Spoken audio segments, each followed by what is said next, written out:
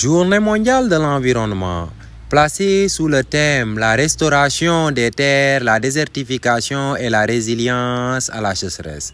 À l'esplanade de la gouvernance de Kolda, autorités administratives, ONG et élèves ont répondu présents à l'appel du 5 juin 2024. Je me réjouis de prendre part à la célébration de la Journée mondiale de l'environnement dans la région de Kolda. Une activité symbolique importante tant au niveau international que national. Et la région de Kolda n'a pas été en reste. C'est l'occasion de remercier toute l'équipe de la division régionale de l'environnement, toutes les organisations de la société civile, les projets et programmes, les organisations qui s'activent dans le domaine de la préservation de l'environnement, toutes les parties prenantes en tout cas au niveau régional, pour aujourd'hui discuter des questions environnementales, des enjeux liés à la préservation de notre planète. Le thème de cette année, comme nous le savons, nous interpelle sur la restauration des terres, sur la désertification, sur la sécheresse et quelles actions à mettre en œuvre pour endiguer tout ce phénomène-là. Préserver nos terres, les restaurer et avec comme slogan nous sommes la génération restauration. Donc nous sommes impliqués au premier rang, nous sommes interpellés pour en tout cas changer nos façons de faire, changer nos habitudes en faveur de la préservation de l'environnement qui devient de plus en plus menacé.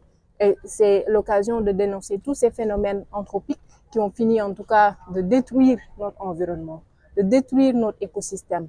La région de Kolda n'est pas épargnée par la coupe abusive de bois, par le trafic de bois, etc., par l'effet de serre, les feux de brousse qui en tout cas sont un phénomène très récurrent dans la zone. Et nous magnifions en tout cas tous les efforts qui sont déployés par les membres des forces de défense et de sécurité pour la préservation de nos ressources naturelles. Mais toujours est-il que la communauté est engagée et interpellée au premier plan pour changer nos habitudes, pour avoir cette conscience environnementale, ce réflexe environnemental, ces actions à prôner, à défendre tous les jours pour laisser ne serait-ce qu'un legs aux générations futures. Si je prends l'exemple des feux de brousse, rien que pour le quinquennat 2019-2023, on était presque à 390 cas au niveau de la région de Kolda, ce qui est alarmant, avec une moyenne 78 cas de feux de brousse par an. Donc ce qui est énorme, avec près de 20 000 hectares de terre brûlées qui sont comme ça détruites et qui nous interpellent parce que les enjeux économiques sont nombreux, sociaux, etc. Parce que la planète, la Terre est notre source de richesse et nous devons la préserver, nous devons la protéger. En tout cas, je me réjouis également de voir que les jeunes élèves ont été impliqués, associés à cette journée, que nous avons commencé par une randonnée pédestre, par des actions de reboisement. En tout cas, toutes ces actions qui militent en faveur du militantisme écologique, en faveur du réflexe environnemental. Les exhorter davantage, en tout cas, à poursuivre cette dynamique-là, à s'inscrire dans cette voie de préservation de l'environnement, de notre planète, qui, je le rappelle, elle est unique. On n'a pas de possibilité de vie humaine ailleurs. Donc, c'est à nous d'avoir cette responsabilité, cet engagement pour pouvoir préserver notre environnement. Je remercie toutes les parties prenantes, toutes les bonnes volontés qui ont véritablement contribué à la réussite de cet événement. Et nous espérons en tout cas que toutes les actions que nous avons eu à poser aujourd'hui vont perdurer et qu'on aura des répercussions sur le long terme. Merci. Oui, pour rester dans la thématique de cette journée, donc qui est autour de la Terre, il est clair que nous sommes en train de perdre des superficies importantes du fait même de l'avancée du désert. Donc la sécheresse, depuis les années 70 déjà, frappe très fort notre pays. Et nous avons vu donc le front agricole avancer plus vers la région de Kolda, surtout le département de Médina Yoro Foulah où c'est plus frappant. Donc, et on a vu d'abord une déforestation accélérée depuis les années 80 du fait d'arrivée de migrants, de populations venues du centre à la recherche de terres fertiles. Et les mêmes pratiques qui ont conduit donc à ce que les régions centres se désertifient, ces mêmes pratiques ont été reconduites, ces pratiques culturelles ont été reconduites dans le Médina Yoro Fula.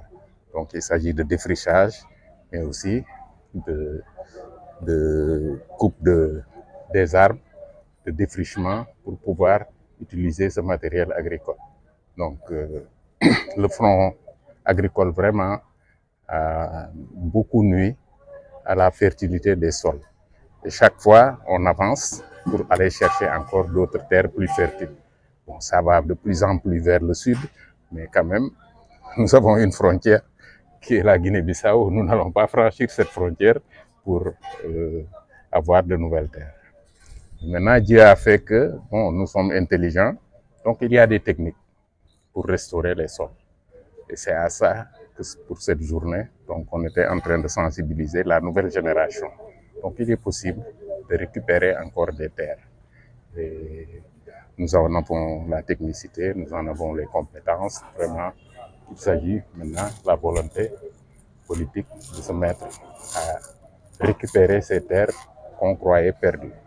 Donc si on a moins de terres fertiles, bien, la productivité baisse. Mais aussi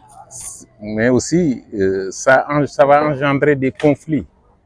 Parce que les gens voudront chacun voudra avoir son lopin de terre, et les terres n'étant pas illimitées, donc à un moment donné, donc, il y aura compétition vers cette ressource fondamentale, et c'est ça aussi qui crée souvent des conflits dans ces zones.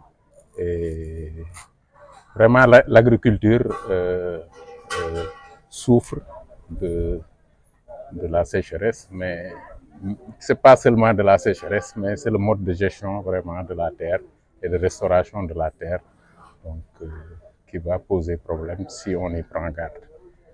Elhadji Daouda Fall, le chef de la division régionale de l'environnement et des établissements classés de Kolda. Voilà, merci beaucoup. Comme vous l'avez dit, l'instar de la communauté internationale, la région de Kolda n'est pas laissée en rade.